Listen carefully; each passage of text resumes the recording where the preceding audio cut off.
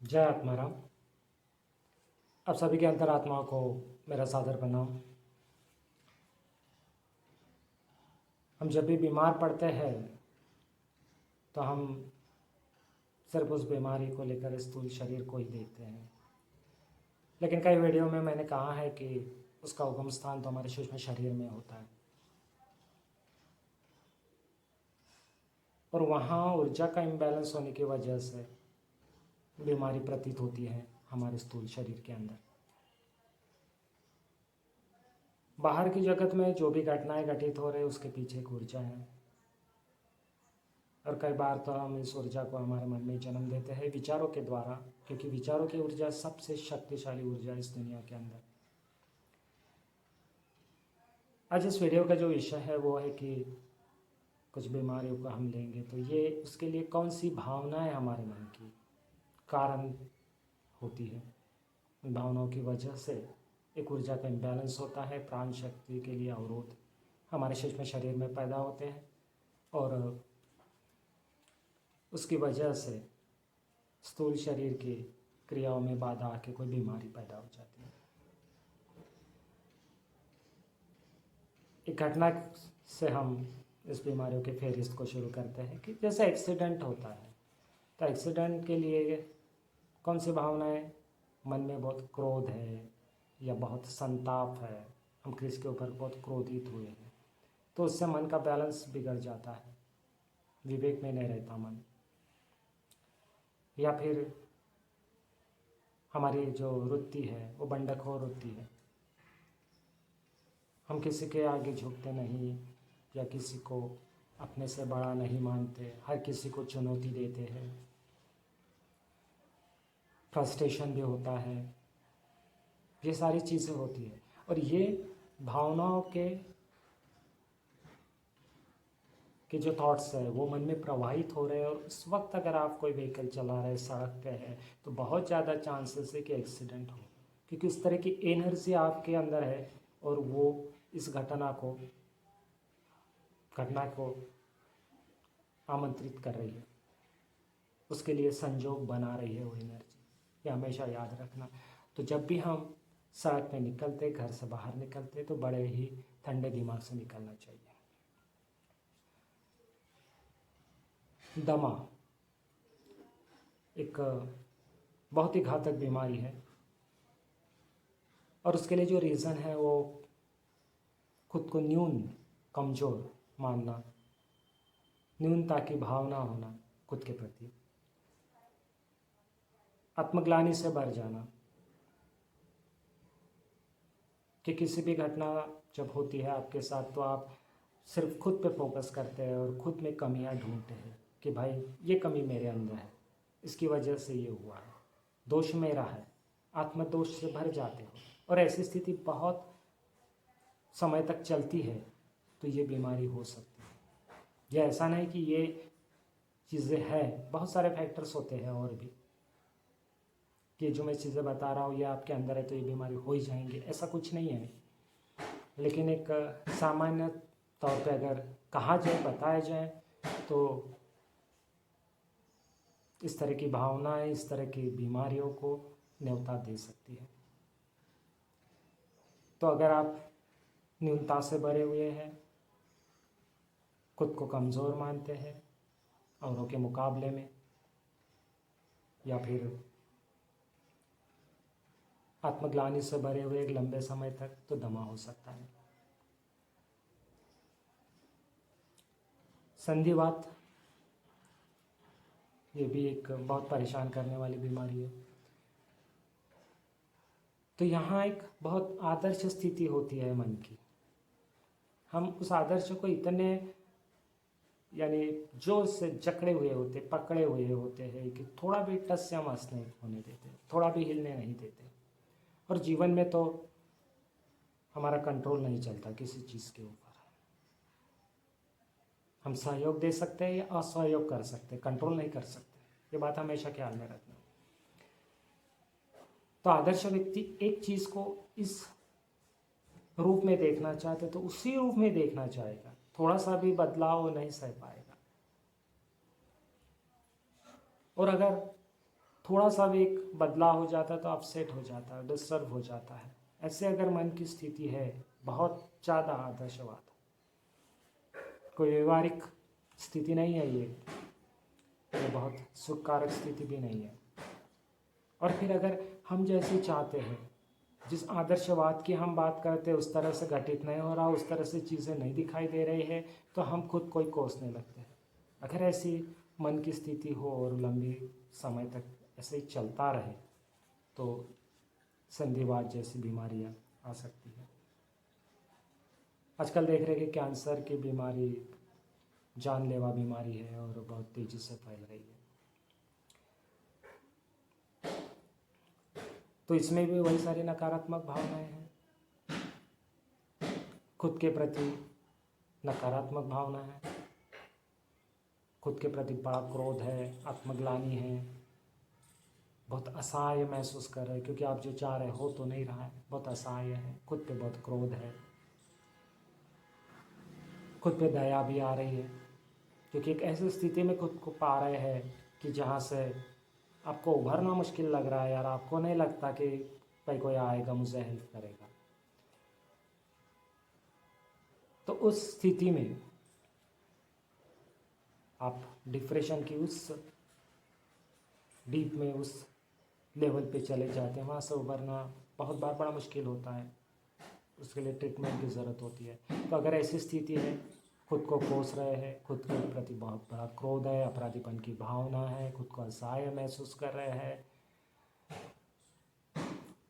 तो कैंसर जैसी बीमारी हो सकती है। दूसरी भी एक बात है, कैंसर होने का मतलब क्या है कि सेल्स मल्टीप्लाई होती जाती है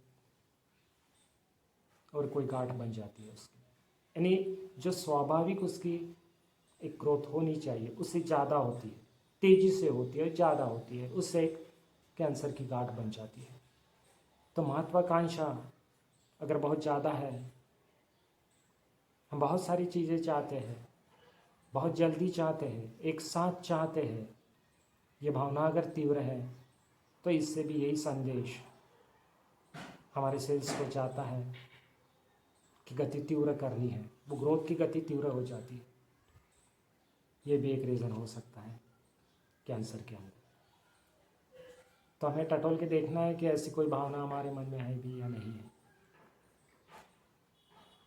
तो जहाँ तक मेरा अनुमान है 70-80% ऐसा होता है, 70-80%। मैंने अनुभव किया, बहुत सारे लोगों से मिलता हूँ, उनकी मैं तकलीफ़ें देखता हूँ, उनके जो उनको गाइड करता हूँ। तो अगर ऐसा कुछ भी आपके साथ है, किसी भी बीमारी से आप पीड़ित हैं जो मैं बता रहा हूँ, तो एक बार अंतर्मन को टटोल के ज़रा देखिए, सेफ साइड होगी। अल्सर की बीमारी, अल्सर हमारे डाइजेस्टिव सिस्टम से रिलेटेड बीमारी है। और मैं एक बात कह दूँ कि डर से जो तनाव पैदा होता है तो बहुत ज़्यादा असर वह हमारे डाइजेस्टिव सिस्टम पे छोड़ता है।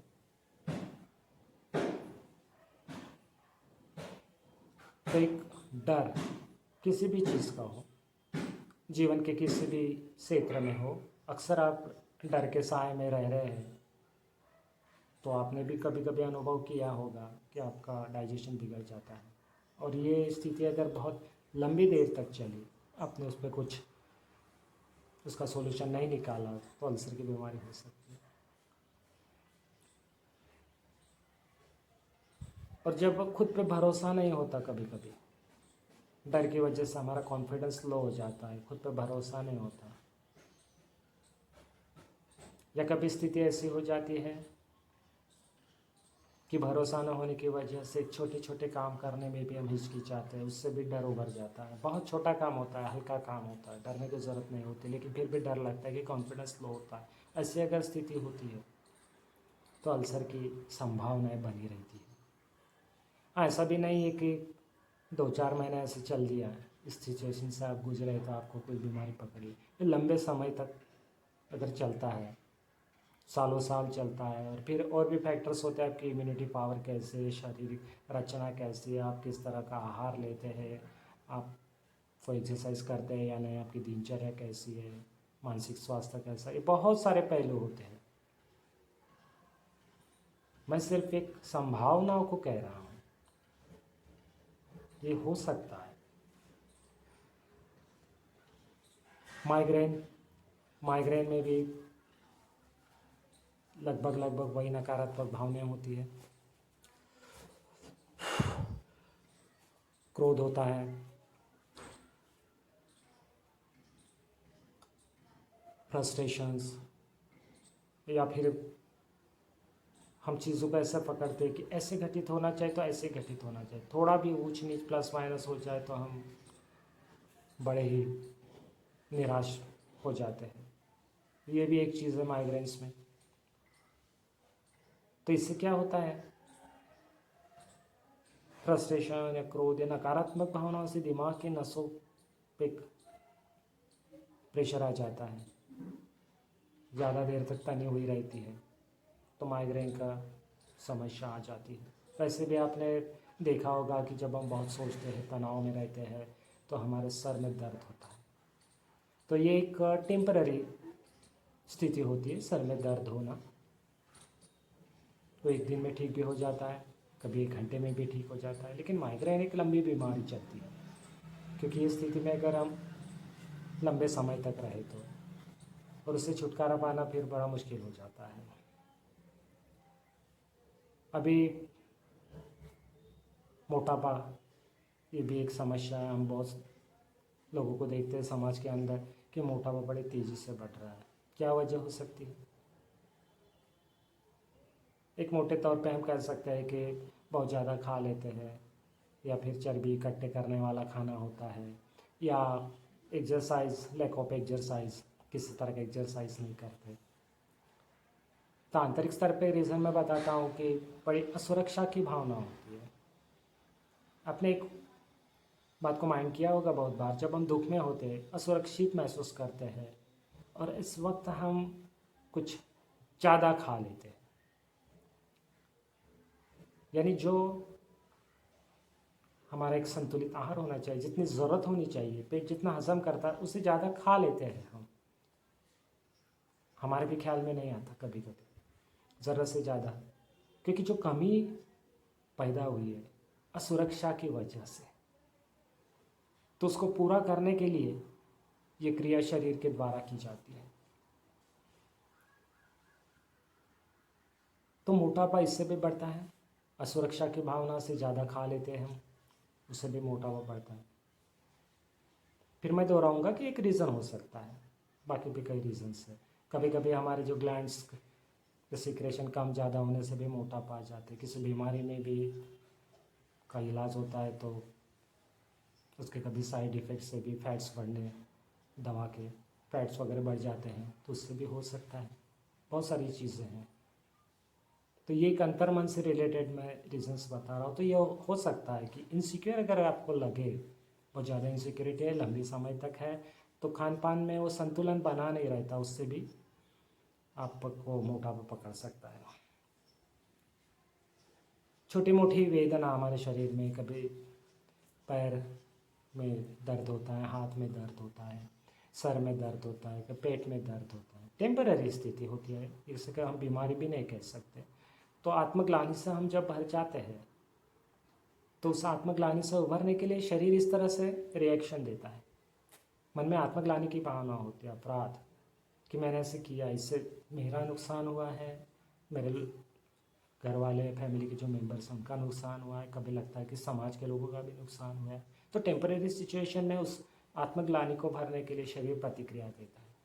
ये कुछ खास बीमारी तो है नहीं, लेकिन कुछ खास वक्त के लिए ये चलता रहता है, दर्द चलता रहता है। कभी कई बार देखते हैं हम कि दर्द की दवा लेने के बाद भी दर्द ठीक नहीं होता। तो ये एक आंतरिक रीज़न हो सकता है। पेट में कई बार गड़बड़ हो जाती है, तो उसका भी एक रीज़न है, नई कल्पनाएं या नए अनुभव से हम ठीक ठीक खुद को जोड़ नहीं पाते। हम यकीन नहीं कर पाते उसके ऊपर, या हम एक्सेप्ट नहीं करना चाहते नई कल्पना को, नए अनुभव को, नए विचारों को, नई घटनाओं को, तो सीधा असर उसका पेट पर पड़ता है। मैं नेक्स्ट वीडियो भी एक बनाऊंगा तो उसमें कहूँगा कि हमारे जो अवयव हैं, हमारे जो पार्ट्स है बॉडी के, तो वो किसी खास भावनाओं से जुड़े हुए हैं। वो भावना अगर संतुलित रही तो ठीक है, अगर थोड़ी भी नकारात्मकता की ओर झुकती है तो उस बॉडी पार्ट के जो फंक्शनिंग है उसके ऊपर असर पड़ता है। ट्यूमर की भी एक बीमारी है। ट्यूमर अक्सर होते भी रहते कि लोगों को ऑपरेशन के बावजूद भी एक नया आ जाता है। तो ये कैसे हो जाती है कि वो खुद व्यक्ति नहीं चाहता। थोड़ा सा सुनने में अटपटा लगेगा कि व्यक्ति क्यों नहीं चाहता भाई ठीक होना। हम तो सभी लोग चाहते हैं कि बीमारी से उबर जाए, ठीक हो जाए। लेकिन एक वीडियो में मैंने पहले डाला है, तो उस वीडियो में मैंने बताया था कि ऐसा भी कुछ रीज़न हो सकते हैं व्यक्ति के, ऐसी भी कोई स्थिति हो सकती है। तो वहाँ अंतर्मन, बाह्य मन तो चाह रहा है कि ठीक हो जाओ, डॉक्टर के पास जाता है, दवा भी लेता है ठीक ठाक, लेकिन अंतर्मन में कहीं एक विचार है, वो विचार उसको कहीं ना कहीं अंतर्मन में एक सुख प्रदान कर रहा है, एक सेफ्टी की भावना दे रहा है। तो अंतर्मन में वो जो विचार है, वो विचार यही है कि ये अगर दौर चलता रहे बीमारी का तो ठीक है, क्योंकि उसको अपने आसपास जो घटनाएं घटित होती है वो ठीक ठाक लगती है उस दौरान। तो ट्यूमर एक ऐसा है कि वो अंदर से नहीं चाहता कहीं कि इससे मैं उबर जाऊँ।